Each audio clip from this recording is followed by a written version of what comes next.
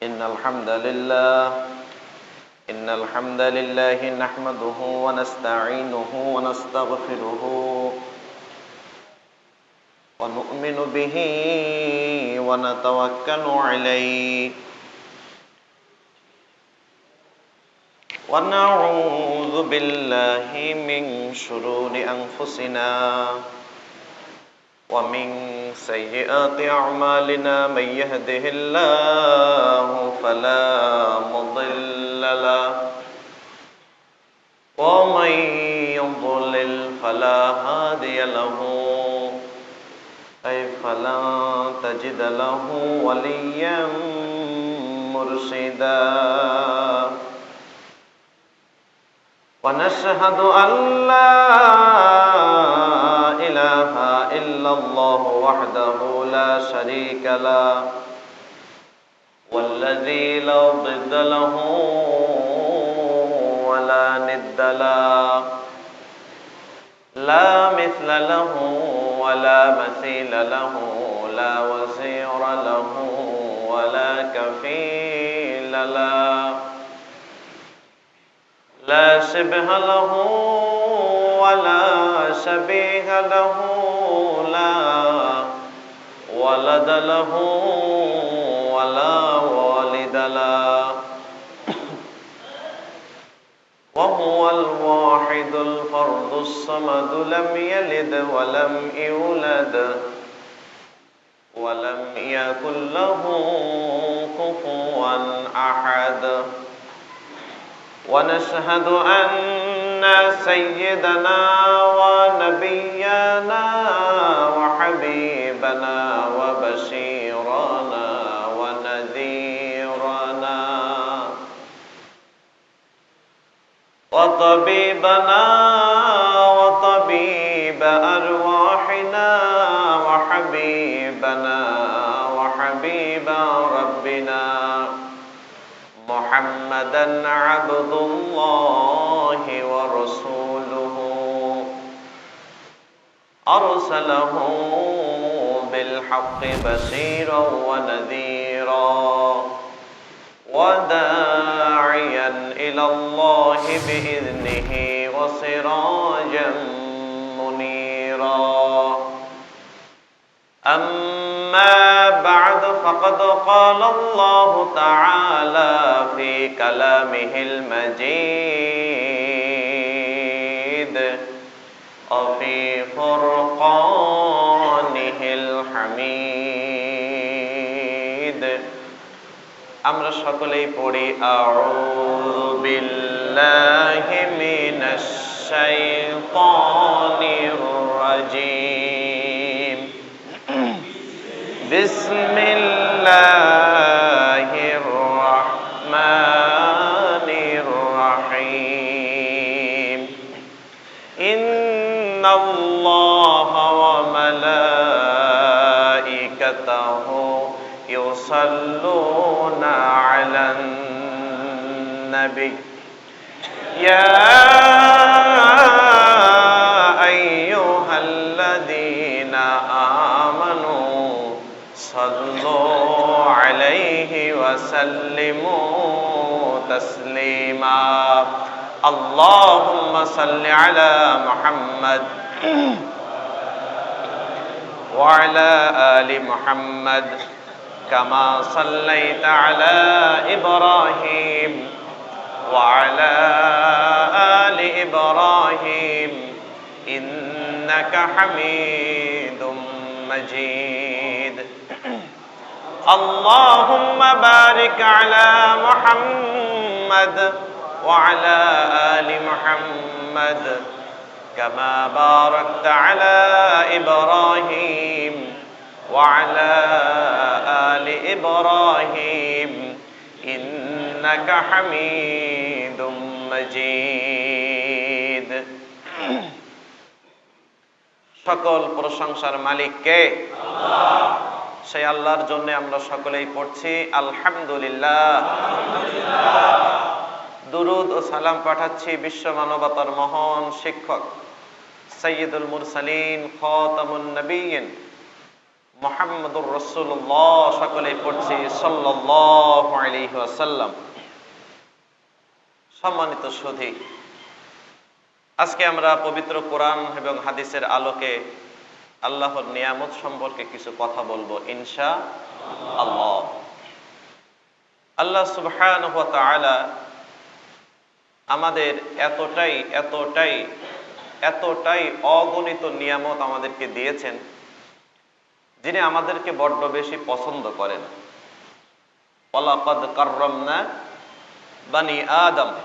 আল্লাহ সুবহানাহু ওয়া তাআলা যতগুলো সৃষ্টি করেছেন, সবার মধ্যে তিনি আমাদেরকে সবচাইতে উচ্চ মর্যাদায় আসীন দিয়েছেন। আলহামদুলিল্লাহ।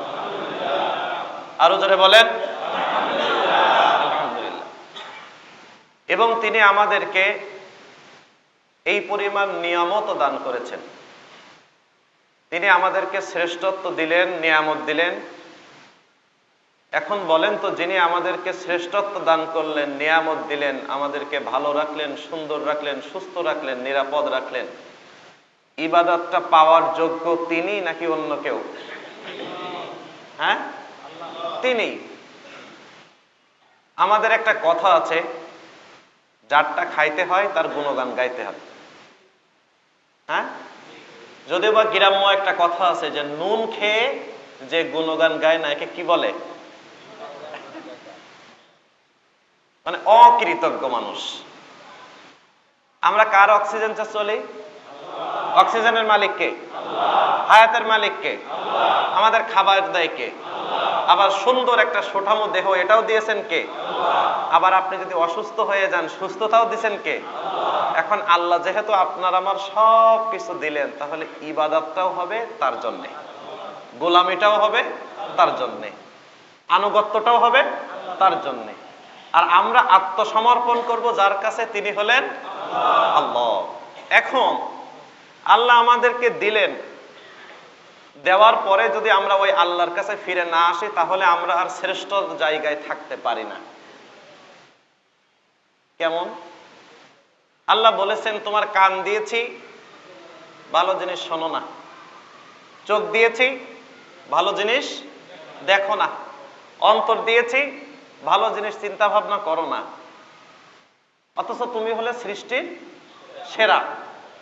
জোরে বলেন কি? সৃষ্টির সেরা। আল্লাহ সুবহানাহু ওয়া তাআলা এই আয়াতের লাস্টে বলেছেন, শোনো, তোমাকে আমি সব সৃষ্টির মধ্যে সেরা বানিয়েছি, মান মর্যাদা তোমাকে সবার উপরে আমি আল্লাহ সমুন্নত করেছি। এখন যদি তুমি ওই জায়গায় থেকে তোমার মান মর্যাদাকে তুমি নিচে নামাও, আল্লাহর ইবাদত না করো, গোলামি না করো, কান থাকতে মর্যাদা না দাও, চোখ থাকতে মর্যাদা না দাও, আল্লাহর বিরুদ্ধাচরণ করো, তাহলে উলাইকা কাল আনআম বাল হুম আদাল, তাহলে তুমি আর ওই শ্রেষ্ঠ জায়গায় থাকতে পারবে না, তুমি গরু ছাগলের নিচে নেমে যাবা। তাহলে এক জায়গায় বললেন, আল্লাহ আমি তোমাকে শ্রেষ্ঠত্ব দিয়েছি, সবার মাঝে তোমাকে আমি শ্রেষ্ঠ করে বানিয়েছি। আর এই আয়াতে বলছেন যে তুমি তোমার জায়গা থেকে পদস্খলন হয়ে যাবা, তুমি একেবারে গরু ছাগলের নিচে নেমে যাবা।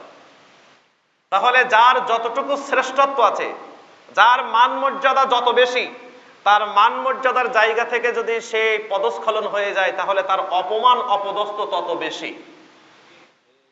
একজন এসপি সাহেবের মান মর্যাদা আর একজন রিকশা চালকের মান মর্যাদা এক নয়। ঠিক না বেঠিক? মান মর্যাদা তফাৎ আছে না নাই? একজন খতিব সাহেবের মান মর্যাদা, একজন ইমাম সাহেবের মান মর্যাদা, আবার একজন সাধারণ মানুষ, খেটে খাওয়া মানুষ, ইনাদের মান মর্যাদার মধ্যে একটু তফাৎ আছে। তো ওই ব্যক্তিগুলো যদি একটু ভুল করে বসে, না লেখাপড়া খুব বেশি একটা জানে না, ও একটু ভুল করতেই পারে, কিন্তু একজন শিক্ষিত ব্যক্তি যখন ভুল করে, তখন অপমানের বোঝাটা তার কাঁধে বেশি আসে। তাহলে আল্লাহ যেহেতু আমাদেরকে শ্রেষ্ঠত্ব দিয়েছেন, যদি শ্রেষ্ঠত্ব ধরে না রাখতে পারি, কোথায় নামাইছে? তার চাইতে, ধরে বলেন কি? তার চাইতে কি? নিচে। সম্মানিত সুধী, এই জন্যে আমাদেরকে শ্রেষ্ঠত্বের জায়গাটা ধরে রাখতে হবে। কার ইবাদতের মাধ্যমে? যারা বলেন কার? আল্লাহ। কারণ আল্লাহ সুবহানাহু ওয়া তাআলা এমন নিপুণ ভাবে আপনাকে আমাকে সৃষ্টি করেছেন, এবং পৃথিবীতে যা কিছু দেখেন এটা আপনার অনুগত আল্লাহ করে দিয়েছেন। তো তিনি আপনাকেও বানালেন, আপনার সবকিছু আপনার অনুগতও করে দিলেন, তাহলে তিনি কি ইবাদত পান না? তার গোলামি তিনি কি আশা করতে পারেন না? যারা বলেন পারেন নাকি পারেন না? পারেন। আল্লাহি, আল্লাহর কসম প্রিয় ভাইরা, একটা জিনিস আমি আপনাকে বলি, যদি কেউ বাইসাইকেল চালাতে চালাতে বাইসাইকেল অ্যাক্সিডেন্ট করে রাস্তায় পড়ে, তার মারা যাওয়ার সম্ভাবনা কতটুকু?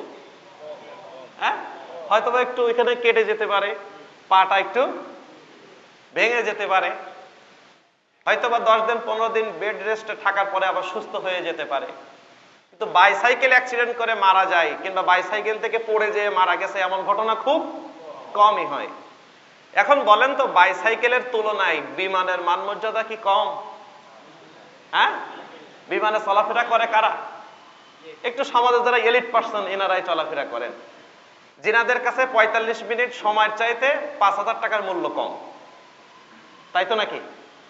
এই কোয়ালিটির মানুষ বিমানে চলাফেরা করে। এখন বলেন তো প্রিয় ভাইরা, বিমান দুর্ঘটনার সম্মুখীন যদি হয় কেউ, ফলাফল কি?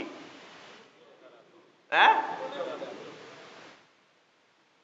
সম্মানের উপরে উঠেছেন, পদস্খলন হলে বেঁচে ফেরার সম্ভাবনা নেই।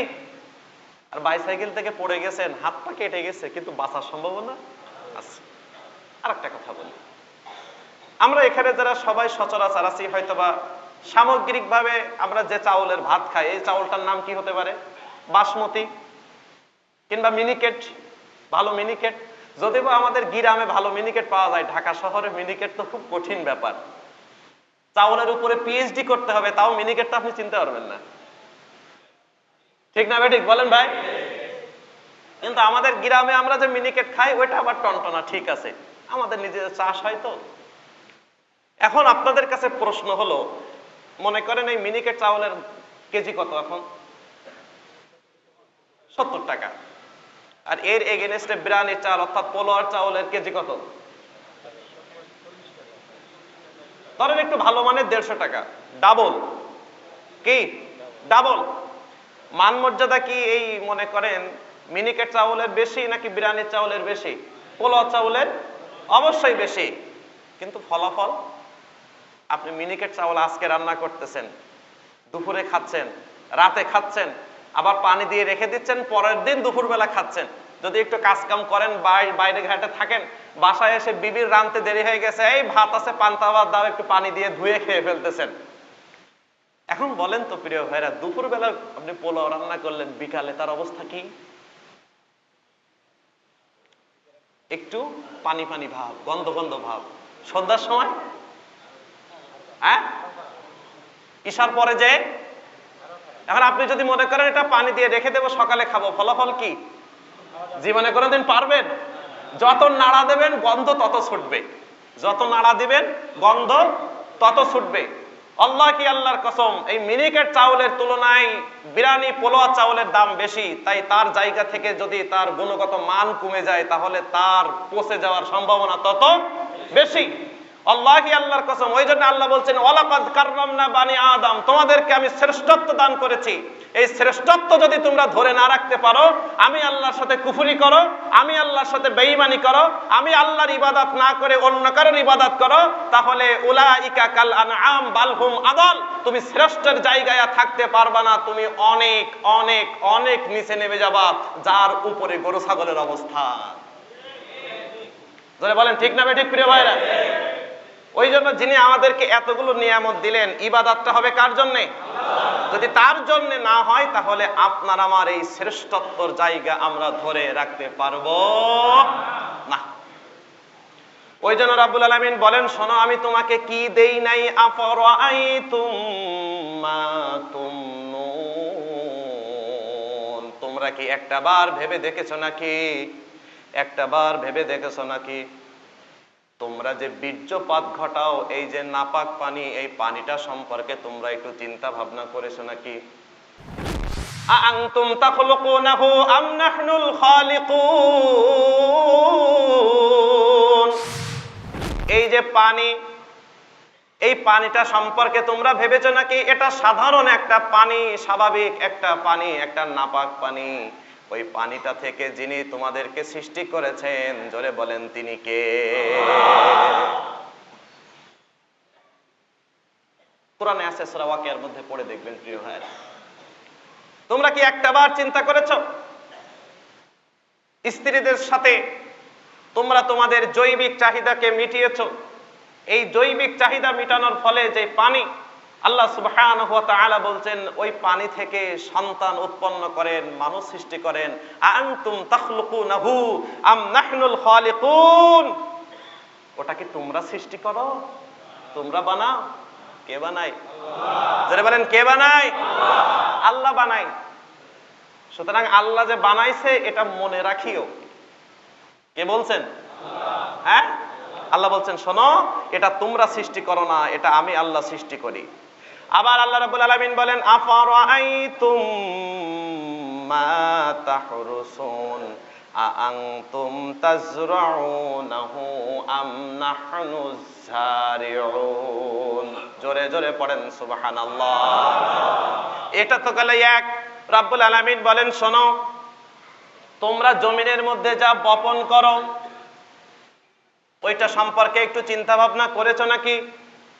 বাড়ির আঙ্গিনায় ছাদের উপরে টবের মধ্যে তোমার দায়িত্ব হলো বাজার থেকে একটা বীজ কিনে এনে বপন করে রাখা। ওই বীজ থেকে চারাটা কিন্তু তুমি উৎপন্ন করো না, ওটা আমি আল্লাহ উৎপন্ন করি। তামাম পৃথিবীর সবাই মিলে যদি চেষ্টা করে একটা বীজ থেকে প্রাকৃতিক উপায়ে চারা গজাতে পারবে না। আআনতুম তাজরাউনাহু আম নাহনুজ জারিউন।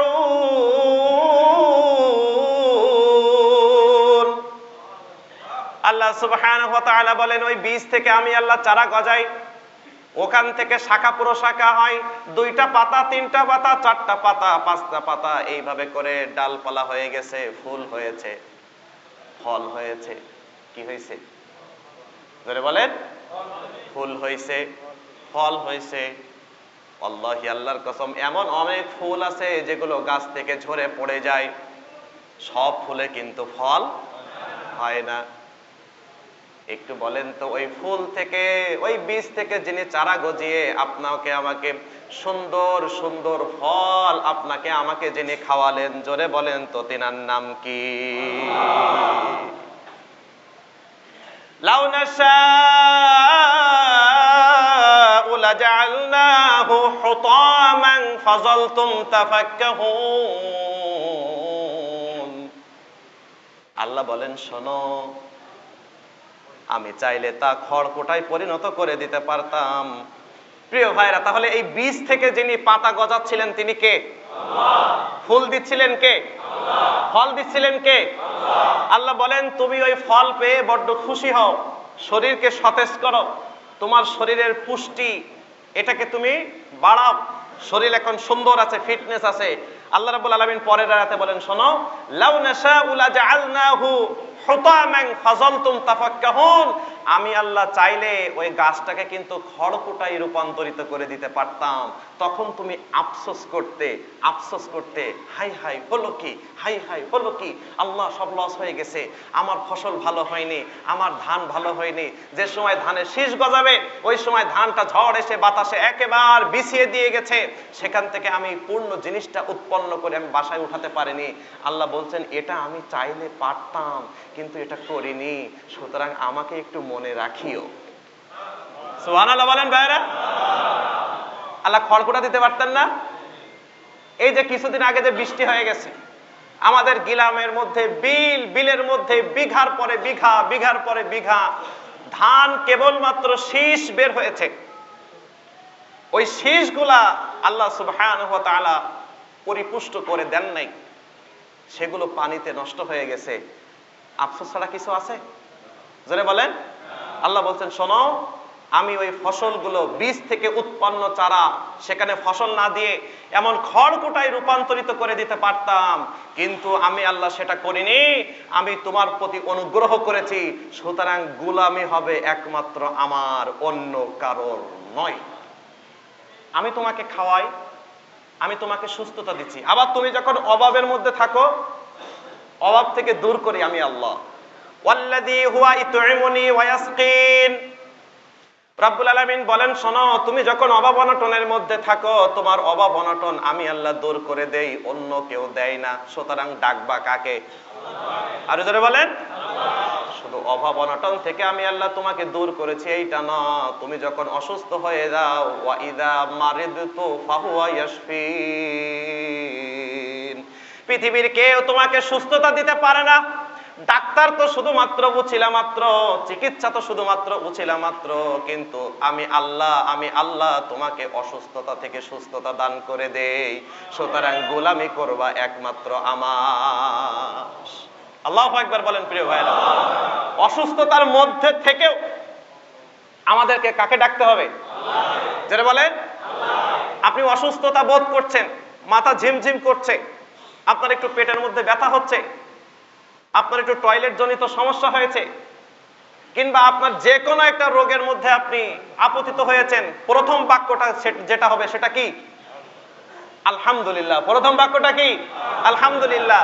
রব্বুল আলামিন বলে, শোনো, ওই রোগ দিয়েছি ওটাও তোমার কল্যাণের জন্য, ওই রোগের বিনিময়ে আমি আল্লাহ তোমার জীবনের গুনাহগুলো ক্ষমা করে দিচ্ছি। চিল্লায় পড়েন আল্লাহু আকবার। হাত্তা শাওকা ইউশাকুহা, রাস্তা দিয়ে হেঁটে যাও, একটা ইটের সাথে হুসুট লেগেছে, একটা কাটা ফুটে গেছে, ব্যথা পাইছো না? হ্যাঁ পাইছি। আল্লাহ বলেন ওই ব্যথাটুকুর মধ্য দিয়েও আমি আল্লাহ তোমার জীবনের গুনাহগুলো ক্ষমা করি। তো প্রশংসা আমার করবা না? প্রিয় ভাইরা, কষ্ট হচ্ছে আপনাদের? বুঝতে কষ্ট হচ্ছে? একটু ব্যথা লাগছে তাও গুনাহ মাফ, তা প্রশংসা করবা না? তোমার কাছের সন্তানটাকে আমি কেড়ে নিয়েছি, এটাও তোমার লাভ। কেমন? 20 বছর বিবাহ হয়েছে, সন্তান হয় না, 25 বছরের মাথায় যে একটা সন্তান হয়েছে, এমন দম্পতিও আমাদের দেশে আছে। আমাদের তো পাবলিক সেক্টরে কাজ করা অভ্যাস, বিভিন্ন জায়গায় যায়। আমার নিজের খালা আছে একটা, তার তো প্রায় 12 বছর পরে একটা সন্তান হয়েছে, আমার ছোট খালা। এখন বলেন তো প্রিয় ভাইরা, 20 বছর, 10 বছর, 15 বছর পরে যার একটা সন্তান হলো, তার সন্তানটা কত আদরের, কতটুকু আদরের হতে পারে? হ্যাঁ, অনেক। এখন এই সন্তানটা জন্মগ্রহণ করার পরে 5 দিন, 7 দিন, 6 দিন, 10 দিন, 1 মাস পরে আল্লাহ আবার নিয়ে নেয়, এমন আছে না নাই? হাদিসের মধ্যে এসেছে, আল্লাহ সুবহানাহু ওয়া তাআলার আদেশে যখন ফেরেশতারা ওই সন্তানের রূহটা নিয়ে চলে আসে, তখন আল্লাহ তাদেরকে ডেকে বলেন, ও আমার ফেরেশতারা, আমার বান্দার কলিজার টুকরা ধন তোমরা কেড়ে নিয়ে আসলে নাকি? আল্লাহ জানে না? জানে, তারপরেও জিজ্ঞাসা করতেছে। আল্লাহ সুবহানাহু ওয়া তাআলা এবার ফেরেশতাদেরকে বলবেন, আমার বান্দার কাছ থেকে যে কলিজার টুকরাটাকে নিয়ে এসেছো, তার অভিব্যক্তি কি? তার মনের কথাটা কি, বলেছে কি? ফেরেশতারা বলবে, আল্লাহ হামিদাকা ওয়াস্তারজা, ইন্না লিল্লাহি, সবাই পড়েন ইন্না লিল্লাহি ওয়া ইন্না ইলাইহি রাজিউন। আল্লাহ, তোমার বান্দার কলিজার টুকরা সন্তানটা নিয়ে এসেছি, তোমার প্রতি কোনো অভিযোগ পেশ করে নাই, তোমার প্রতি রাগান্বিত হয় নাই, ও আল্লাহ তোমার প্রতি কোনো বিদ্বেষ পোষণ করে নাই। একটু বলেন তো প্রিয় ভাইরা, মানুষজন ছোটখাটো একটা বিপদে পড়লেই আল্লাহকে গালি দেয়, আছে না নেই? হ্যাঁ, আরে আমি নামাজ পড়ি, রোজা রাখি, হজ করি, যাকাত দেই, আমি সবকিছু করি, আল্লাহ আমাকে এত বিপদ দেয়, ওর নামাজ নেই, রোজা নেই, হজ নেই, যাকাত নেই, আল্লাহ নেই, রাসূল নেই, ওর মধ্যে বিপদই নেই। আল্লাহ কি আমাকেই শুধু চোখে দেখে, আর কি কারো দেখে না? এমন ব্যক্তি আছে না নাই? জোরে বলেন। আমি তো একদিন রাস্তায় পথ চলতেছি, ধান কাটা মাঠে, পরে হঠাৎ করে বৃষ্টি চলে এসেছে, উনি তো গালিগালাজ দিয়ে পড়লে বসলেন যে আজকেই বৃষ্টি হইতে হবে, আজকে ধান কেটে আসলাম। উনি বড্ড অখুশি, বড্ড কি অখুশি। একটু বলেন তো, বান্দার ভালো সবচাইতে যিনি বেশি জানেন তিনি কে? আল্লাহ। আর আপনাকে সবচাইতে যিনি বেশি ভালোবাসেন তিনি হলেন আল্লাহ। তো আপনার সুবিধা অসুবিধা আল্লাহ চাইতে বেশি কি কেউ বোঝে? বোঝে না। ওই জন্য একটু বিপদ আপদে পড়ে গেলেই আমরা আল্লাহকে দোষারোপ করি, আল্লাহর প্রতি খুশি হতে পারি না।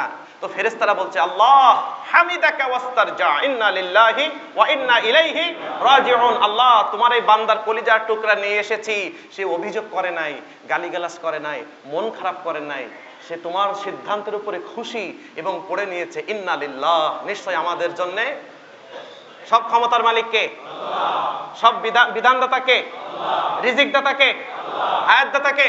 আল্লাহ। আল্লাহ। ওয়া ইন্না ইলাইহি রাজিউন। আমার সন্তান যে পথ দেখাই গেছে, আজকে ও গেছে, কালকে আমাকেও এইভাবে তোমার কাছে হাজিরা দিতে হবে। ওয়া ইন্না ইলাইহি রাজিউন। আল্লাহ, তোমার কাছে আমাকেও প্রত্যাবর্তন করতে হবে। ফেরেশতা বলবে, আল্লাহ তোমার বান্দা তোমার প্রতি কোনো বিদ্বেষ পোষণ করে নাই। এর ফলাফলটা কি? আল্লাহ সুবহানাহু ওয়া তাআলা জান্নাতের ফেরেশতাদেরকে ডেকে বলবেন, ও ফেরেশতারা, ইবনু লাহু বাইতান ফিল জান্নাহ ওয়া সাম্মুহু বাইতাল হামদ। জোরে জোরে পড়েন আলহামদুলিল্লাহ। আমার বান্দার কলিজার টুকরা সন্তান তোমরা নিয়ে এসেছো আমার অর্ডারে। আমার বান্দা আমার প্রতি বিদ্বেষ পোষণ করে নাই, বিরক্তি ভাব দেখাই নাই, অন্তরটা কালো করে নাই, তারা খুশি থেকেছে আমি আল্লাহর সিদ্ধান্তের প্রতি। ওই জন্য আমি আল্লাহ ঘোষণা দিলাম জান্নাতের মধ্যে তার জন্য একটা প্রাসাদ নির্মাণ করো, ওয়াসাম্মুহু বাইতাল হাম, এবং বাড়ির নামটা রেখে দাও এটা হলো প্রশংসার বাড়ি। বাড়ির নাম আছে না? বিশ্বাস ভিলা, শেখ ভিলা, তারপরে কি আজিজ মঞ্জিল, রাইহান ভিলা, এভাবে আছে না নাই? আল্লাহ বলছেন একটা প্রাসাদ নির্মাণ করো জান্নাতে, ওয়াসাম্মুহু বাইতাল হাম, এবং বাড়ির নাম হবে প্রশংসার বাড়ি। আমি তার সন্তানকে নিয়ে এসেছি, সে আমি আল্লাহর উপরে অখুশি না, খুশি হয়েছে, আলহামদুলিল্লাহ বলেছে, মন থেকে সে বিরক্তি বোধ প্রকাশ করে নাই। তাই আমি আল্লাহ খুশি হয়ে তাকে জান্নাতে একটা বাড়ি দিয়ে দিলাম। জোরে পড়েন সুবহানাল্লাহ। এবার বলেন তো, আল্লাহ যাকে জান্নাতে বাড়ি দিচ্ছেন তিনাকে কি জান্নাতে দিবেন না? জোরে বলেন, দিবে নাকি দিবে না? যেমন আল্লাহ রাসূল বলেছেন, আইনানি লা তামাসসাহুমান নার, আইনুন বাকাত মিন খাশিয়াতিল্লাহ ওয়া আইনুন বাতাত তাহরুসু ফি সাবিলিল্লাহ। দুইটা চক্ষু কখনো আল্লাহ জাহান্নামে দিবেন না। দুই ধরনের চক্ষু। জোরে বলেন কয় ধরনের? এক, আইনুন বাকাত মিন খাশিয়াতিল্লাহ, ওই চক্ষুগুলো আল্লাহ জাহান্নামে দিবেন না যেই চক্ষু আল্লাহর ভয়ে দুফোঁটা পানি ফেলাইছে। সুবহানাল্লাহ বলেন। আল্লাহর ভয় আছে না আমাদের? কান্না করি নাকি করি না? জীবনে অনেক গুনাহ করে ফেলেছি, গুনাহকে লক্ষ্য করে আল্লাহর ভয়ে কান্না চলে আসে, জাহান্নামের ভয়ে কান্না চলে আসে। আল্লাহর হাবিব বলছেন, আল্লাহর ভয় করে যে চোখ দিয়ে পানি পড়েছে ওই চোখ আল্লাহ জাহান্নামে দেবে না। এখন বলেন তো, চোখ কি শরীরের বাইরের কিছু? হ্যাঁ, যদি চোখকে আল্লাহ জান্নাতে দেয় তাহলে বডিটাকেও আলহামদুলিল্লাহ পড়েন, কারণ তার দয়ার তো শেষ নেই। তাহলে যার জন্য জান্নাতে বাড়ি বানালেন তিনি যদি জান্নাতে না যান তাহলে বাড়িতে থাকবে কে? তার মানে বোঝা যাচ্ছে আপনি একটা বিপদে পড়েছেন, আল্লাহর উপরে খুশি থেকেছেন, এইটার বিনিময় জান্নাত। এটা কি নিয়ামত নয়? যারা বলেন এটা কি নিয়ামত নয়?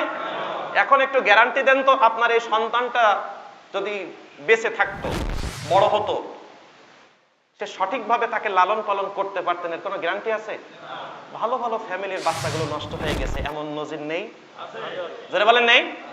বাবার কথা শুনছে না, মায়ের কথা শুনছে না, বন্ধু বান্ধবের সাথে মিশে পুরো সুখের একটা পরিবারটাকে জাহান্নাম বানাই দিয়েছে, এমন সন্তানও আছে। তো আল্লাহ তো ভালো জানেন এই সন্তানটা কি হতো।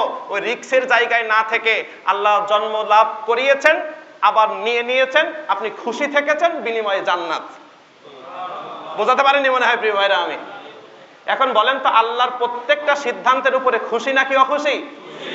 ওই জন্য প্রিয় ভাইরা, আপনি বিপদে পড়েছেন, সর্বপ্রথম বাক্যটা হবে আলহামদুলিল্লাহ। কারণ এর চাইতে বড় ধরনের কিছু আপনার হতে পারতো, কিন্তু আল্লাহ সেখান থেকে আপনাকে দয়া করে মায়া করে সেভ করেছেন। এর শুকরিয়া আদায় করে শেষ করতে পারবেন? ছোট্ট করে একটা উদাহরণ দেই।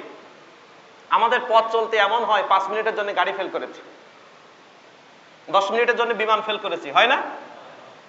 এখন বলেন তো, 5 মিনিটের জন্য আপনি গাড়ি ফেল করেছেন আর যেতে গেলে বিকালে যাইতে হবে, আপনার মনের রাগটা কেমন? ইজি বাইক আলার উপরে রাগ, আবার বাসার বিবির উপরেও রাগ, বললাম একটু তাড়াতাড়ি ভাত দাও, বললাম একটু তাড়াতাড়ি ব্যাগটা গুছাই দাও, দেরি করলো আজকে বাড়ি যেয়ে নি, আজকে যা আছে তাই।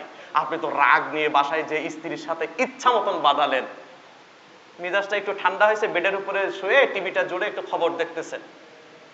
এখন খবর দেখতে দেখতে দেখলেন যে অমুক বাস, ঢাকাগামী সোহাগ পরিবহনের অমুক বাস 8টা থেকে সেরে আসা, মনে করেন যে কোনো এক জায়গা থেকে হতে পারে। কিছুক্ষণ আগে এই বাসটা প্রতিমধ্যে অ্যাক্সিডেন্ট করে 5 জন মারা গেছে, 20 জন আহত। আপনার আলহামদুলিল্লাহ ঠেলায় এবার দেখে কে? আলহামদুলিল্লাহ পড়তে পড়তে কি আপনি নিজেকে আর ধরে রাখতে পারতেছেন? আল্লাহ বাঁচাইছো, আল্লাহ বাঁচাইছো, আলহামদুলিল্লাহ, আল্লাহ কি যে শুকরিয়া। আপনি খুশির চোটে 2 রাকাত নফল নামাজ বেশি করে পড়লেন। আচ্ছা বলেন তো, আপনার আল্লাহর উপরে খুশি এখন থাকতে হইতো নাকি ওই যখন বিপদে পড়েছেন তখন থাকতে হইতো? জোরে বলেন প্রিয় ভাইরা। কারণ আল্লাহ আপনার জন্য যা করবেন এটা আপনার কল্যাণ, কিন্তু আমরা ঈমান নাই দেখে মানতে পারি না, মানুষের উপরে দোষারোপ করি, পরিবেশ পরিস্থিতির উপরে দোষারোপ করি। আল্লাহি ওয়াল্লাহি, আল্লাহর কসম, আপনি যেটা পাবেন না সেটা শত চেষ্টা করেও পাবেন না, কারণ পরিকল্পনা বাস্তবায়ন হবে কার? আল কদরি খায়রিহি ওয়া শাররিহি মিনাল্লাহি তাআলা। আপনার জন্য ওখান থেকে বরাদ্দ হয়েছে, আপনি যতই চেষ্টা করেন পাবেন না। সুতরাং যে কোনো পরিস্থিতিতে আপনি আল্লাহর উপরে খুশি থাকবেন, আল্লাহ আপনার উপর খুশি হয়ে আপনার চলার পথ আরো সগম করে দিবেন। আল্লাহু আকবার বলেন। সম্মানিত সুধী, তাহলে এই যে প্রত্যেকটা নিয়ামত, এই নিয়ামতের হিসাব কার কাছে আছে? জোরে বলেন। বান্দা, আমি তোমাকে এত কিছু দিলাম, তোমাকে সেভ করলাম, তোমাকে নিরাপদ রাখলাম, তোমাকে খাওয়ালাম, তোমাকে সুস্থ রাখলাম, সুতরাং তুমি ইবাদতটা কার করো? আল্লাহকে এটা জিজ্ঞাসা করবেন না? জোরে বলেন, করবেন নাকি করবেন না? করবেন। আল্লাহর নবী মুহাম্মদুর রাসূলুল্লাহ সাল্লাল্লাহু আলাইহি ওয়াসাল্লাম একদিন প্রচন্ড পরিমাণ ক্ষুধার্ত, তিনি বাসা থেকে বের হলেন, রাস্তায় চলে আসলেন ক্ষুধার তাড়নায়। রাস্তায় এসে দেখলেন দুইজন বিখ্যাত সাহাবী, একজনের নাম আবু বকর আর একজনের নাম ওমর। প্রত্যেকটা সাহাবীদের উপরে খুশি আছেন যিনি, তিনি কে? আল্লাহ রাদিয়াল্লাহু আনহুম ওয়া রাদু আন। সাহাবীদের উপরে আল্লাহ খুশি আর আল্লাহর উপরে সাহাবীরা খুশি। প্রত্যেকটা সাহাবীর মান মর্যাদা আছে। এখন বলেন তো, সাহাবীদের মধ্যে সব চাইতে যার মান মর্যাদা বেশি তার নাম কি? হ্যাঁ, ইন্নী কুলতু ইয়া আইয়ুহান নাস ইন্নী রাসূলুল্লাহি ইলাইকুম জামিআ। আল্লাহর হাবিব সাল্লাল্লাহু আলাইহি ওয়াসাল্লাম বলেন, আবু বকরের মধ্যে আর ওমরের মধ্যে একদিন একটু মুখ বলাবলি হয়েছে। ওমর রাদিয়াল্লাহু তাআলা গরম না ঠান্ডা? হ্যাঁ, গরম। তো মুখ বলাবলি যখন একটু কথা কাটাকাটি হয়েছে, তখন ওমর রাদিয়াল্লাহু আনহু গটগট করতে করতে হাঁটতে হাঁটতে চলে যাচ্ছেন। পিছন দিক থেকে আবু বকর রাদিয়াল্লাহু আনহু বলছেন, ভাই আমাকে ক্ষমা করো, আমাকে ক্ষমা করো। তিনি ক্ষমার পথ না বেছে ঘরের মধ্যে ঢুকে আবু বকর রাদিয়াল্লাহু আনহুর সামনেই দরজাটা বন্ধ করে দিলেন। সহিহ বুখারীর হাদিস। কি করলেন? দরজা বন্ধ করে দিলেন। আবু বকর রাদিয়াল্লাহু আনহুর মনটা খুবই খারাপ। আল্লাহ রাসূলের কাছে গেলেন, যে বললেন, ইয়া রাসূলুল্লাহ, আমার ভাই, তার সাথে আমার এই হয়েছে, তবে এই বিষয়ে আমি সবচাইতে বেশি দোষী। সুবহানাল্লাহ পড়েন প্রিয় ভাইরা। তারা দোষ স্বীকার করতে দ্বিধাবোধ করতেন না, কিন্তু আমরা ঘুরিয়ে পিছিয়ে এনিয়ে বানিয়ে বুনিয়ে আমি যে পরিষ্কার এটাকে প্রমাণ করার চেষ্টা করি। কিন্তু সাহাবীদের মধ্যে এটা ছিল না। তারা যদি কোনো একটা মিস্টেক করে ফেলতেন, তারা স্বীকৃতি দিতেন। আচ্ছা, ওমর রাদিয়াল্লাহু আনহু কিছুক্ষণ পরে আসলেন। আল্লাহ রাসূল বললেন, ওমর, তোমার ভাইকে কি ক্ষমা করা যায় না?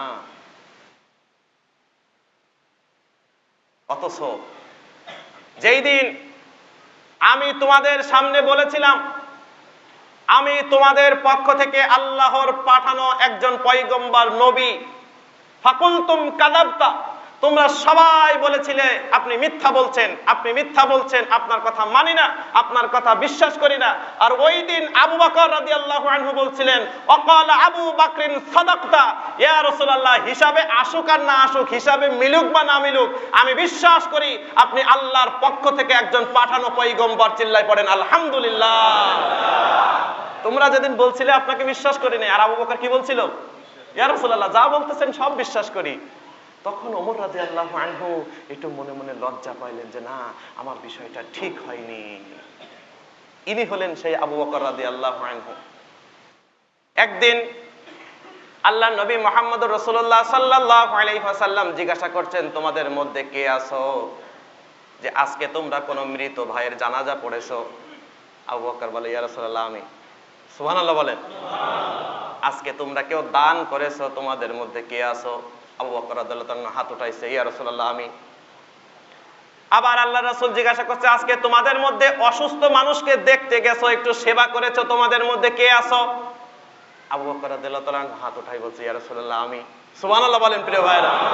আল্লাহ রাসূল বললেন, এইভাবে যদি আমি বারবার হাত উঠাতাম, প্রত্যেকটা কাজে আবু বকর হাত উঠাতো। জোরে পড়েন আল্লাহু আকবার। তিনি এমন মানের একজন সম্মানিত ব্যক্তি, দুনিয়াতেও আখিরাতেও, আল্লাহর কাছেও। আল্লাহু আকবার বলেন প্রিয় ভাইরা। ইনিও হাজির, ওমর রাদিয়াল্লাহু আনহু হাজির। আল্লাহ রাসূল জিজ্ঞাসা করলেন, আপনারা রাস্তায় কেন? বলতেছি, ইয়া রাসূলুল্লাহ, ক্ষুধা ক্ষুধা। ক্ষুধা আমাদেরকে ঘরে থাকতে দিচ্ছে না। ক্ষুধার যন্ত্রণা আছে না নেই? জোরে বলেন, আছে না নেই? আল্লাহ রসুল এবার ওনাদের সুরে সুর মিলিয়ে বললেন, শোনো, তোমরাও যে কারণে রাস্তায় বের হয়েছো, আমিও একই কারণে বের হয়েছি, আমরা তিনজন এখন ক্ষুধার্ত। সুবহানাল্লাহ বলেন প্রিয় ভাইরা। তিনজন ক্ষুধার্ত। আল্লাহ রাসূল বললেন, চলো যাই, আমরা একজন আনসারী সাহাবীর বাসায় যাই, মেহমান হয়ে যাই। আনসারী সাহাবীর বাসায় মেহমানে গেলেন। আনসারী সাহাবীর স্ত্রী দেখে তো যার পর নয় খুশি, সর্বনাশ, আজকে তিনজন এমন মেহমান আমি আমার বাসায় পেয়েছি যে পৃথিবীর মধ্যে এত দামি মেহমান আর কেউ পাবে না। পাবে? সব নবীদের সেরা যিনি, তিনি হলেন মুহাম্মদুর রাসূলুল্লাহ। আবার সব সাহাবীদের সেরা যিনি, তিনি হলেন আবু বকর রাদিয়াল্লাহু আনহু। এখন বলেন তো, পৃথিবীর শ্রেষ্ঠ মানুষ এই ব্যক্তি মেহমান আমাদের বাসায়, খুশি নাকি অখুশি? সেই খুশি দেখে কে? আল্লাহ রাসূল জিজ্ঞাসা করলেন, তোমার স্বামী কোথায়? তিনি বললেন, আমার স্বামী সুবীয় পানি আনার জন্য গিয়েছেন। কিছুক্ষণ পরে আনসারী সাহাবী আসলেন, এসে দেখলেন সর্বনাশ, আমার বাসায় কোন মেহমান পাইছি। সুবহানাল্লাহ বলেন ভাই। তিনিও খুশি, খুশি দেখে কে? আল্লাহি, আল্লাহর কসম, আমার বাসায় এত দামি মেহমান আমি পেয়েছি, এত দামি মেহমান পৃথিবীর আর কেউ পাবে না। চিল্লায় পড়েন সুবহানাল্লাহ। তিনি আনন্দের সাথে খেজুর গাছ থেকে এক কাঁধি খেজুর পাড়লেন। আল্লাহর রাসূল আবু বকর রাদিয়াল্লাহু আনহু, ওমর রাদিয়াল্লাহু আনহু তিনাদের সামনে হাদিয়া পেশ করলেন। কিছু খেজুর পাকা, কিছু খেজুর কাঁচা, কিছু আধা পাকা। আল্লাহর হাবিব সাল্লাল্লাহু আলাইহি ওয়াসাল্লাম এবং মেহমানগণ সেখান থেকে পাকা পাকা খেজুরগুলো খাচ্ছেন। আনসারী সাহাবী একটা ছাগল জবাই করলেন, সুপিও পানি দিলেন, আল্লাহ রাসূলের সামনে পানি দিলেন, গোশত দিলেন, খেজুর দিলেন। তিনজন পরিতৃপ্তি সহকারে খেলেন। খাওয়ার পরে আল্লাহ রাব্বুল আলামিনের হাবিব বললেন, আবু বকর শোনেন। ওমর রাদিয়াল্লাহু আনহুকে, দুইজনকে উদ্দেশ্য করে বললেন, শোনেন, আমরা যখন এই আনসারী সাহাবীর বাসায় মেহমান হয়েছি, তখন আমাদের পেটে ক্ষুধা ছিল, খাবার ছিল না। এখন আমরা ক্ষুধার্ত নাই, আমাদের ক্ষুধার নিবারণ হয়ে গেছে। আল্লাহি, আল্লাহর কসম, আমরা ছিলাম ক্ষুধার্ত, আল্লাহ আমাদেরকে খাবার খাইয়েছেন। সুতরাং সুম্মা লাতুসআলুন্না ইয়াউমা ইযিন আনিন নাঈম। আল্লাহু আকবার। এই যে খাবারটা খেয়েছি, এটা হলো আল্লাহর দেয়া নিয়ামত, আর এই নিয়ামত সম্পর্কে আল্লাহ কিয়ামতের দিন জিজ্ঞাসা করবে। আবু বকর, ওমর রাদিয়াল্লাহু, তোমরা বাসা থেকে বের হয়েছিলে, পেটে ক্ষুধা ছিল, খাবার ছিল না, আমি আল্লাহ তোমাদেরকে সুন্দর সুন্দর খাবার খাইয়েছি, আমার জন্য কি করেছো বলো? জিজ্ঞাসা করবেন না ভাই? বলেন। হ্যাঁ, আপনি আমি ক্ষুধার তাড়নায় কত কিছু করি, ক্ষুধা নিবারণ হয়ে গেলে আল্লাহর আর খোঁজ নেই। বিপদে পড়লে আল্লাহর নাম মুখ থেকে যায় না, বিপদ শেষ, আল্লাহও শেষ। নাউজুবিল্লাহ। জোরে বলেন, আছে না নাই?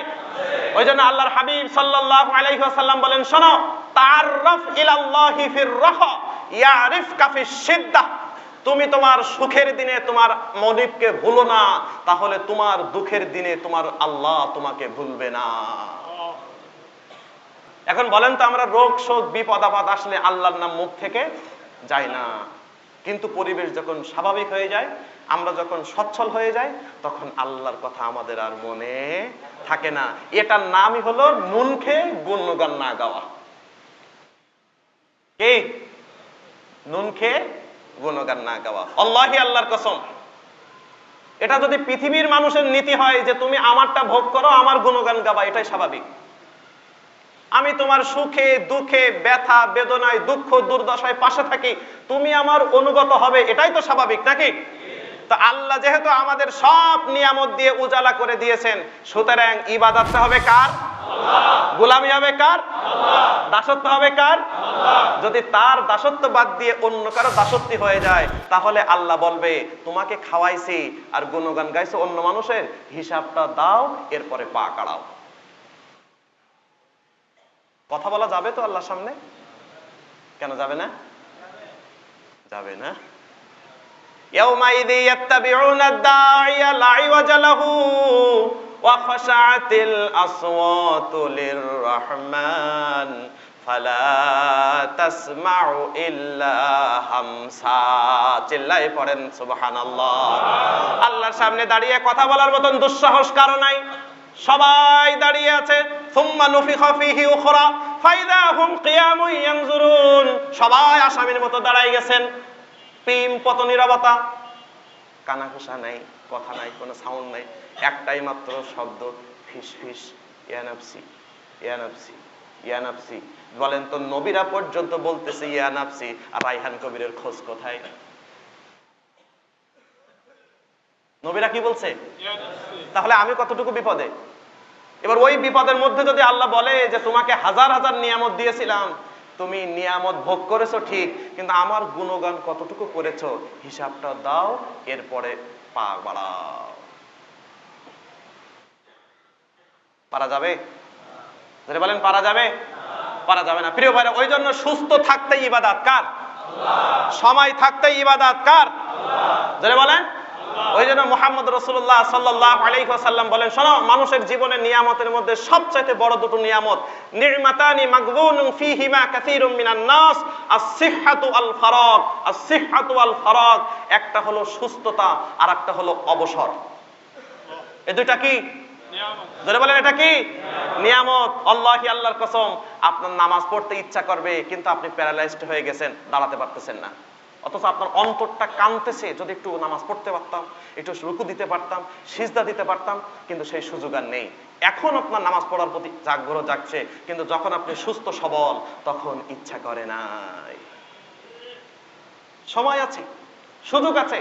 মসজিদ সামনে, আল্লাহি, আল্লাহর কসম, দেখবেন এই মসজিদের গেটের কাছে দাঁড়াবে, আজানটা হলে সময় আছে, মসজিদে না ঢুকে আরেক জায়গায় ঢুকে যেয়ে চার দোকানে বসবে, এমন পাবলিকের অভাব কিন্তু নেই। আল্লাহি, আল্লাহর কসম, এই যে অবসরটুকু, একটা সময় সে চাইবে একটু নামাজ পড়তে যাব, কিন্তু পারবে না, কারণ এই অবসর নামক নিয়ামতটা আল্লাহ নিয়ে নিছে। সম্মানিত সুধী, তাহলে আমাদের সুখে দুঃখে প্রশংসা হবে কার? আল্লাহ। বিপদে পড়লেও কার? আল্লাহ। অসুস্থ হলেও কার? আল্লাহ। জীবনের প্রত্যেকটা ক্ষেত্রে গোলামি হবে একজনের, তিনি কে? আল্লাহ আমাদের সকলের তার গোলামি করার তৌফিক দান করুন। আল্লাহ আমাদের জীবনের ভুল ত্রুটিগুলো ক্ষমা করুন, এবং আল্লাহ রাব্বুল আলামিন আমাদেরকে আরো বেশি বেশি করে নিয়ামত দান করুন। জোরে পড়েন আল্লাহুম্মা আমিন। সুবহানাকাল্লাহুম্মা বিহামদিকা আশহাদু আল্লা ইলাহা ইল্লা আনতা আস্তাগফিরুকা ওয়া আতুবু ইলাইক।